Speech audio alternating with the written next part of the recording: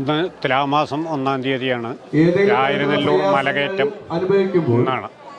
രായനെല്ലൂർ മലയുടെ മുകളിലാണ് ഇപ്പോൾ നമ്മളുള്ളത്. രായനെല്ലൂർ മലയിൽ തുലാമാസം 1-ാം തീയതി മലകയറ്റം എന്ന് പറഞ്ഞാൽ നാരായണത്ത് ഭ്രാന്തന് ദേവി ദർശനം കിട്ടിയ ദിവസമാണ്. അതാണ് ഇവിടുത്തെ പ്രാധാന്യം. പിന്നെ ഇവിടെ എല്ലാ ദിവസവും പൂജയുണ്ടായിരിക്കുന്നതാണ്. എല്ലാ ദിവസവും രാവിലെ 6 മണി മുതൽ 8 മണി വരെ പൂജ ഉണ്ട്.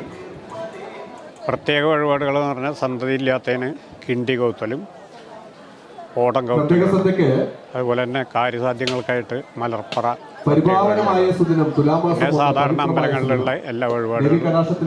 കേരളത്തിലെ എല്ലാ ജില്ലകളിൽ നിന്നും ആൾക്കാർ വരലുണ്ട്. സാധാരണ തന്നെ വരലുണ്ട്. ഒരു മുൻകൂട്ടി ഫോൺ ചെയ്ത് പറഞ്ഞ് വരലുണ്ട്. നമുക്ക് ഗൂഗിളിൽ നമ്പറും കാര്യങ്ങളൊക്കെ ഉണ്ട്.